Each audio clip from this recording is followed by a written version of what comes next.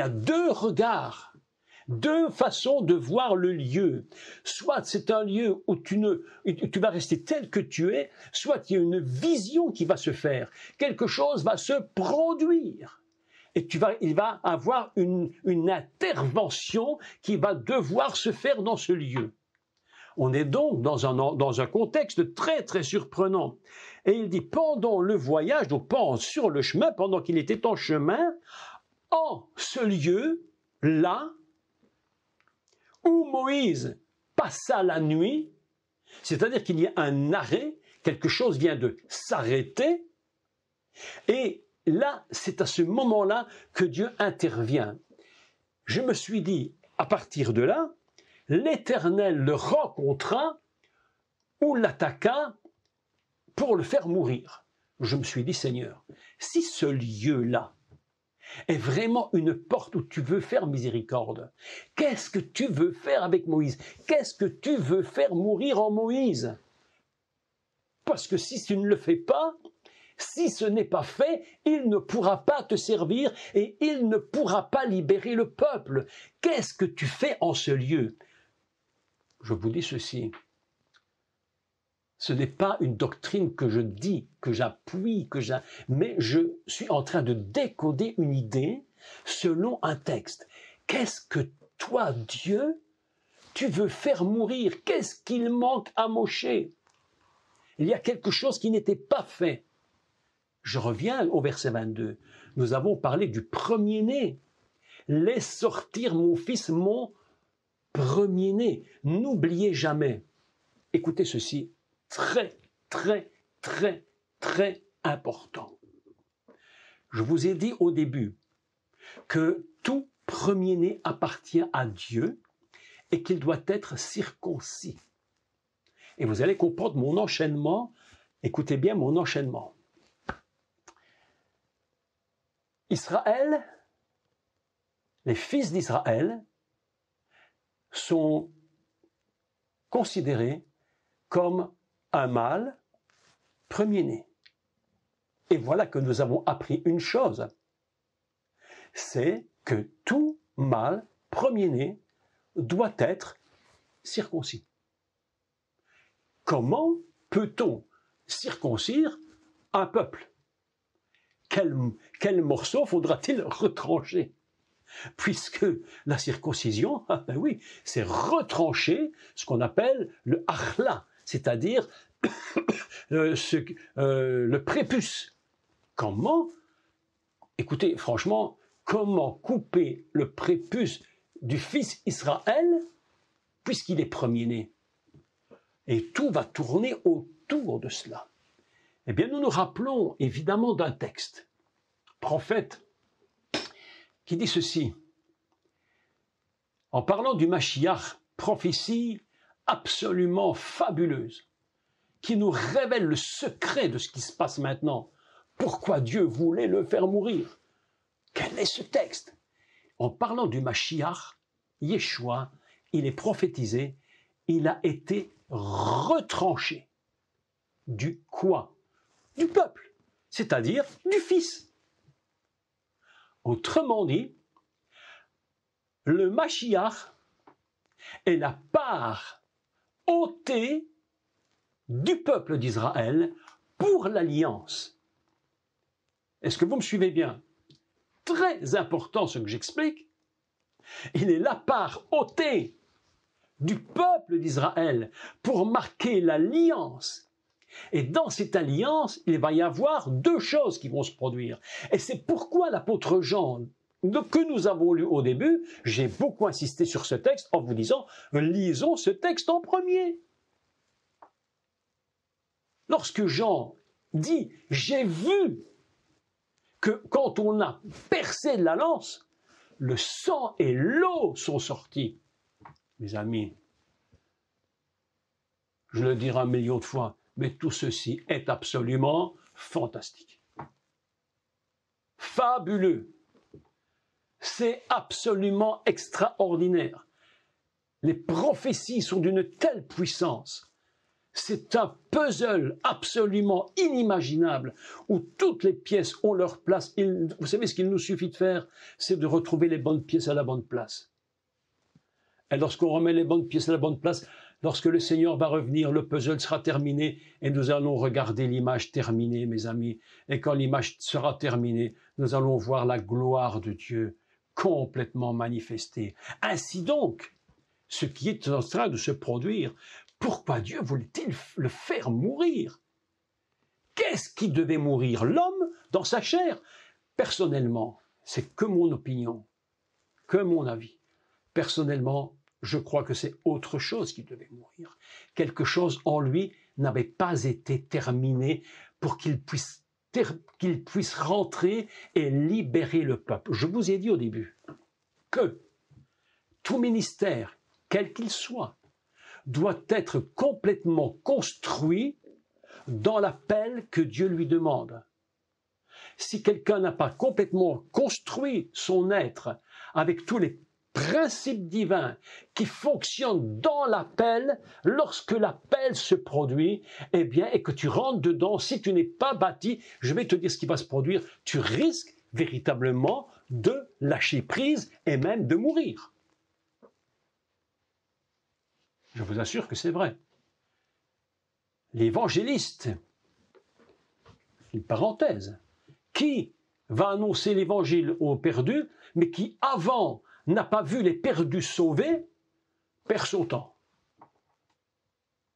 Tu perds ton temps. Tu vas prier pour les malades, écoutez-moi bien, tu pries pour les malades, mais tu n'as pas guéri les malades auparavant en toi-même. Et tu t'étonnes que lorsque tu es devant le malade, tu racontes des prières qui ne tiennent pas la route. Seigneur, on racontait l'histoire de ce monsieur qui était devant un monsieur qui était à la mort. Et il avait demandé de l'aide pour qu'on prie. Et puis les gens qui ont prié commencent à dire « Oh Seigneur Dieu, oh Éternel, soutiens la veuve lorsqu'il sera mort. » Ah, ça veut dire quoi ceci? Ça veut dire que ces personnes qui faisaient cette prière, il y avait quelque chose en elles qui n'avait pas été vaincu. Parce que lorsque tu pries pour un malade, si tu pries pour la veuve, je te dis arrête de prier pour le malade. Prie plutôt pour le cercueil. Est-ce que tu me comprends? Je te dis la vérité. Nous devons bâtir. Et Moshe se trouve dans une situation terrible où l'appel qu'il va devoir mettre en pratique pour libérer le peuple, il y a quelque chose qui manque en Moïse. Pourtant, il est appelé. Alors, je ne crois personnellement pas du tout que Dieu voulait le faire mourir physiquement, mais il y a à l'intérieur de lui quelque chose devait absolument mourir avant que Dieu n'intervienne. Et c'est pourquoi il est écrit « L'Éternel le laissa ». Mais à quel moment? Revenons maintenant à une idée très importante.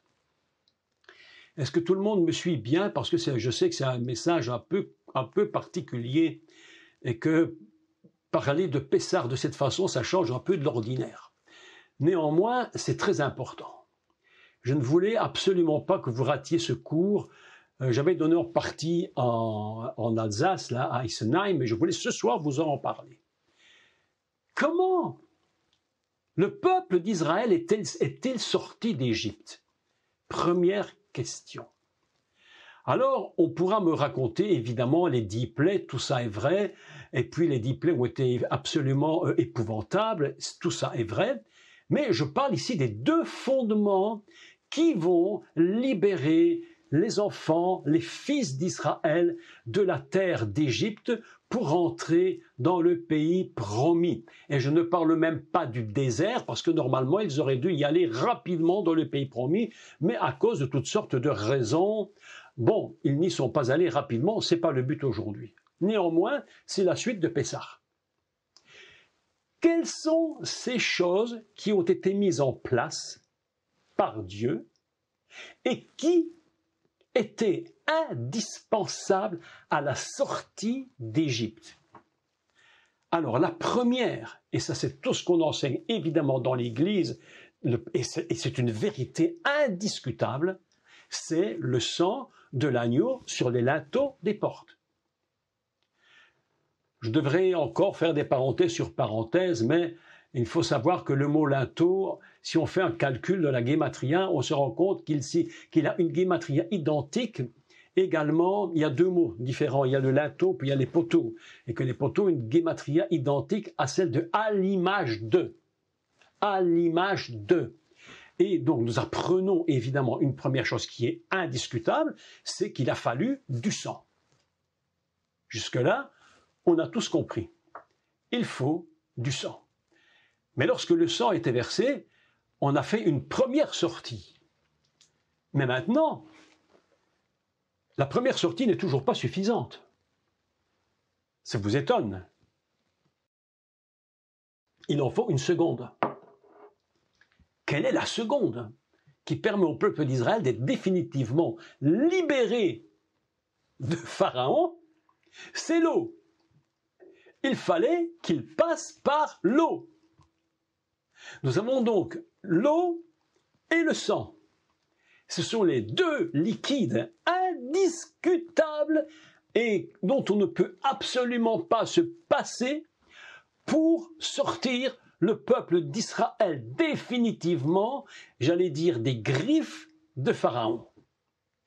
C'est la raison pour laquelle l'apôtre Paul, grand juif, connaissait très bien tout cela, va dire qu'ils ont tous été non seulement sortis par le sang, et ça il le prêche, il l'enseigne dans l'épître aux Romains, il l'enseigne partout, Paul il le dit, mais il va aussi dire autre chose, il va dire qu'ils ont tous été baptisés en Moïse. C'est-à-dire que pour sortir d'Égypte, il n'y a pas qu'une sortie, il y a double sortie, le sang et l'eau. Quel est le problème de Moïse? Mes amis, quel est le problème? Je voudrais, avant d'aller plus loin, souligner une chose qui est très intéressante. Lorsque j'ai pensé au sang et à l'eau, je me suis dit ceci. Vous voyez, c'est des raisonnements très hébraïques, hein, ça fait très rabbinique, hein, mais c'est comme ça qu'on fonctionne. Vous savez que nous fonctionnons comme ça aujourd'hui. On ne fonctionne plus comme tout le monde, hein, on fonctionne dans d'autres systèmes. Hein. C'est très important, mais oui. Sinon, ça ne sert à rien. On arrête les cours et on fait comme tout le monde. Non, on passe à autre chose. Nous, on est autre chose.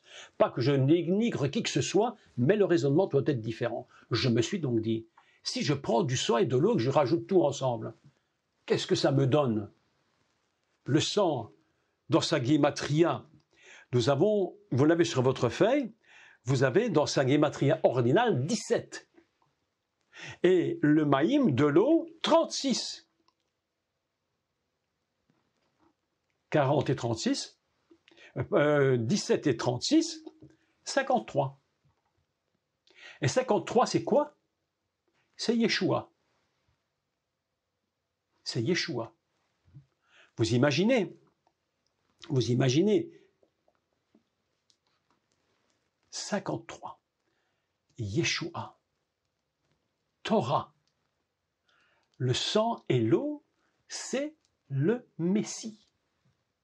C'est pourquoi il y a un problème chez Moïse.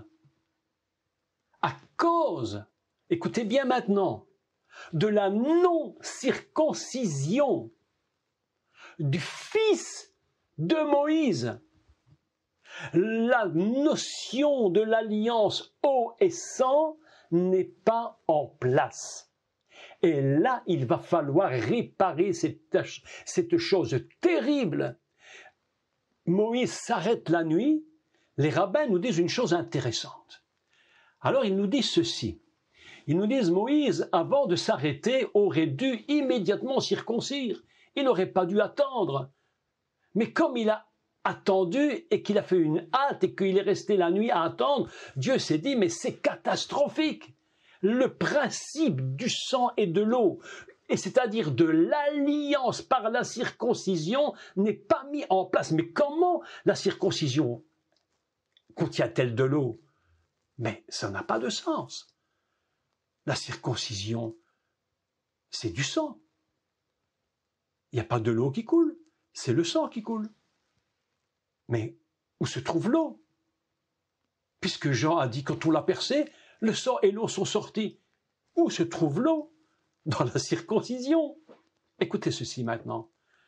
Écoutez bien, parce que là, c'est le summum de quelque chose d'inimaginable. C'est magnifique. C'est absolument magnifique. L'épouse Tzipora, elle a quelque chose, cette femme, d'absolument unique. Tzipora, c'est oiseau, ça veut dire un oiseau. C'est une femme, on a l'impression, rien que son nom nous dit qu'elle est dans les airs, là. Elle vole, elle est au-dessus de tout. On a l'impression que c'est une femme qui est au-dessus de toutes les situations dramatiques, mais l'oiseau vole, et je ne sais pas, mais comment elle a reçu cette révélation. Mais en tout cas, quelque chose s'est produit. Jusqu'à aujourd'hui, je n'ai pas trouvé la raison de sa révélation, comment elle l'a su. J'ai lu quelques textes de rabbins qui ne m'ont pas du tout convaincu, donc j'ai mis ça de côté, j'ai dit, ça me paraît totalement improbable, je ne peux pas raconter une chose pareille, je laisse tomber. Je prendrai simplement le fait que cette femme, elle a un nom déjà en elle-même, qui est un être qui survole les situations. Voilà, Tzipora. Et tout à coup, elle se rend compte de quelque chose. Moshe n'a pas circoncis le fils premier-né. Et toute alliance et tout salut vient de l'alliance par la circoncision. C'est pourquoi Yeshua, je vous l'ai dit, a été retranché. Il est la partie retranchée du peuple d'Israël. Et en étant retranché du peuple, la Bible nous enseigne que de l'eau et du sang sont sortis. Vous imaginez le texte? Je me suis dit, Seigneur, mais où est l'eau? Donc je lis le texte, et qu'est-ce que je lis? Écoutez, non mais là c'est vraiment admirable. C'est du pur décodage hébraïque, bien entendu. Ça ne peut que se lire en hébreu, dévoilé en hébreu. Elle prit une pierre aiguë, déjà là il faudrait faire tout un cours sur ça, une pierre aiguë, sort. Elle prit une pierre aiguë, coupa le prépuce de son fils et elle va le jeter aux pieds de Moïse. Elle le jette à ses pieds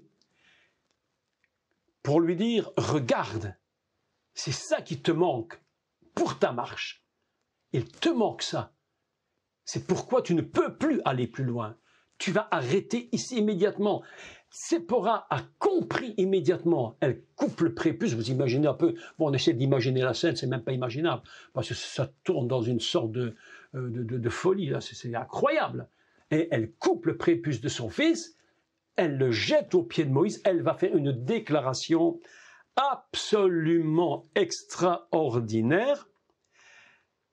Elle va dire ceci. Et c'est alors qu'elle dit Ratan Damim.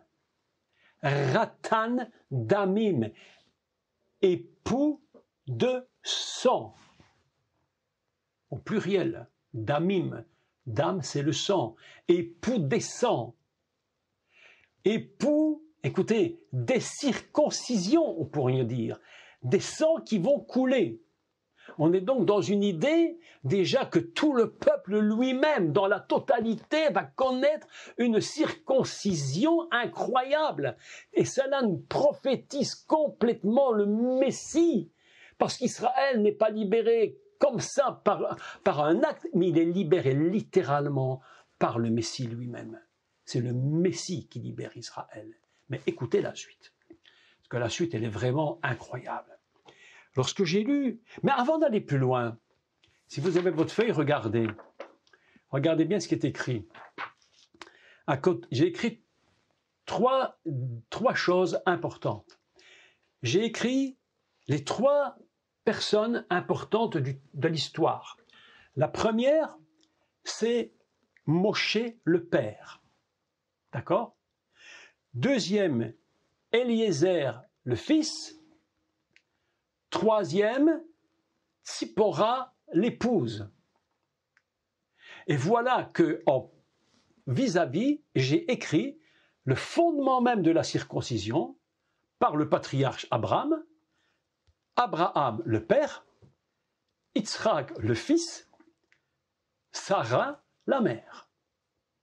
Nous avons donc une connexion entre les deux récits. Yitzhak est né lorsque les noms ont été changés et l'alliance a été marquée avec le fils premier-né. Sans cette alliance, impossible de continuer le récit de la Torah. Je vais vous dire une chose étrange. Si ce récit d'Abraham et de Sarai n'avait pas été dans la Torah, le texte de Torah et toute la suite se serait arrêté à cet endroit et plus rien n'aurait été écrit. Tout dépend du père de Sarah et de Yitzhak. Et voilà que Moshe se trouve dans la même situation. Il y a le père Moshe, la mère Tzipora et le fils Eliezer. Il faut donc rétablir rapidement, là dans le lieu où il passe la nuit, rapidement, avant que le drame ne se produise, l'alliance par la circoncision. Mais pourquoi la circoncision ? Première chose que nous apprenons sur la circoncision, j'avais fait des cours dessus, vous pouvez retourner sur YouTube, vous allez voir des nombreux cours là-dessus, c'est pas le but de tout expliquer maintenant. Mais nous apprenons une chose, c'est qu'elle va dire une phrase. Et la phrase qu'elle va prononcer est tellement inimaginable de révélation. C'est un voile que nous allons ôter maintenant pour comprendre ce qui se passe dans ce mot. Elle va lui dire une chose fantastique. Elle va lui dire Ratan Damim.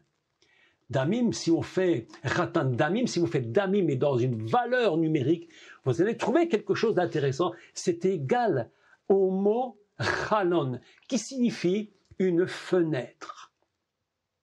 Quelque chose qui laisse entrer la lumière.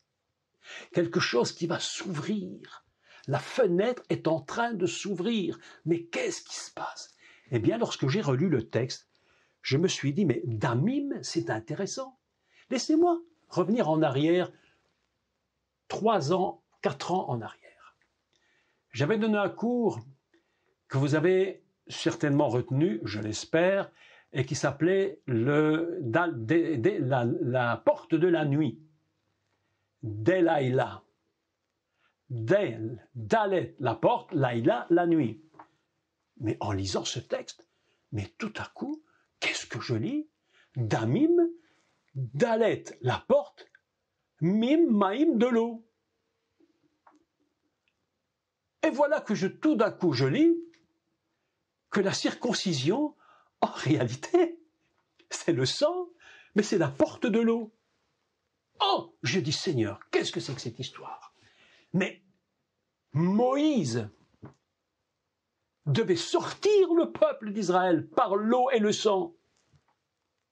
C'est pourquoi le principe de la circoncision devient tellement incroyable que c'est pas seulement Ratan, c'est pas Ratam, Dam, mais Damim, la porte de l'eau.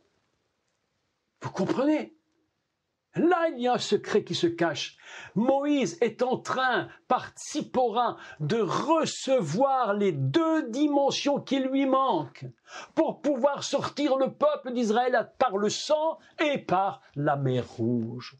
Et tant qu'il ne possède pas en lui les 2 dimensions, par l'alliance de la circoncision, Moïse n'est pas capable de sortir le peuple. Et Dieu le sait. Et il lui dit, Moïse, Dieu veut faire mourir Moïse. Quelque chose ne fonctionne pas. Vite, il faut réagir. Tzipora, elle vole, elle voit la situation, elle voit son fils, elle prend la pierre, elle coupe le prépuce, elle jette au pied de Moïse, elle dit, Moïse, la situation est réglée.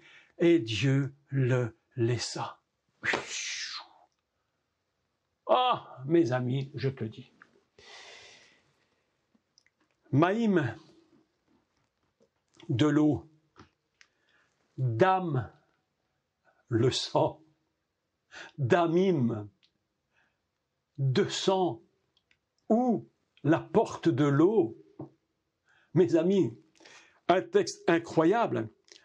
Alors, je me suis dit, mais il y a encore autre chose derrière qui se cache. Quand vous lisez la racine de Dam, la racine c'est Damo. Damo, écoutez bien, écoutez, c'est absolument incroyable. C'est être semblable à.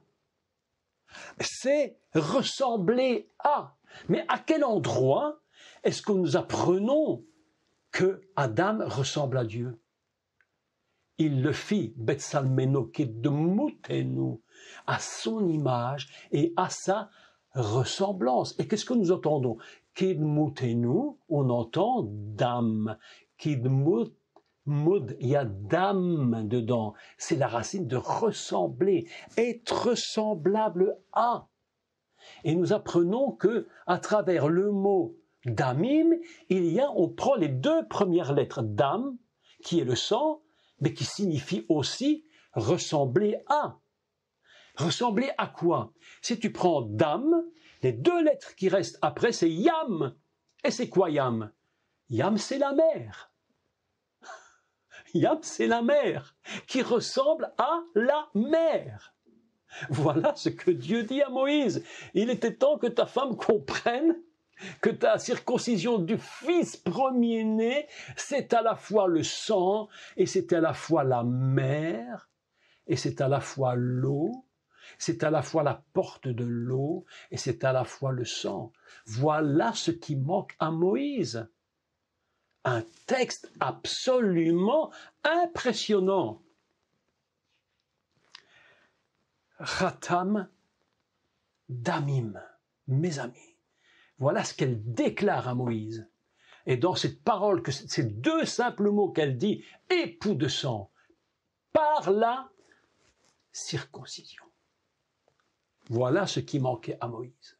Et c'est pourquoi Dieu a dit, Moïse, dans cet état-là, tu peux pas y aller. Il voulut faire mourir Moïse. Il dit, il faut faire quelque chose, il ne peut pas aller plus loin. Mais heureusement, Tsipora, elle survole la situation, elle comprend le véritable problème. Et ainsi, Moïse est en train de recevoir la partie qui manquait, c'est-à-dire le fils premier-né circoncis. Et qui est le fils premier-né? C'est le Mashiach. Voilà comment on bâtit un ministère. Le ministère ne se bâtit pas n'importe comment. Il faut toujours posséder toutes les dimensions nécessaires pour l'œuvre à laquelle Dieu nous appelle. Beaucoup de gens rentrent dans des ministères sans être prêts. Ils n'ont pas bâti véritablement l'appel de leur vie en eux. Il leur manque des choses. Et c'est pourquoi les ministères sont fragiles, disparaissent, même certains meurent, parce qu'ils n'ont pas pu réparer, construire. Vous comprenez cela? Ratan, valeur 458, équivalent au mot bidmuto, qui signifie ressemblance. Nous avons un texte dans Bereshit 5.3.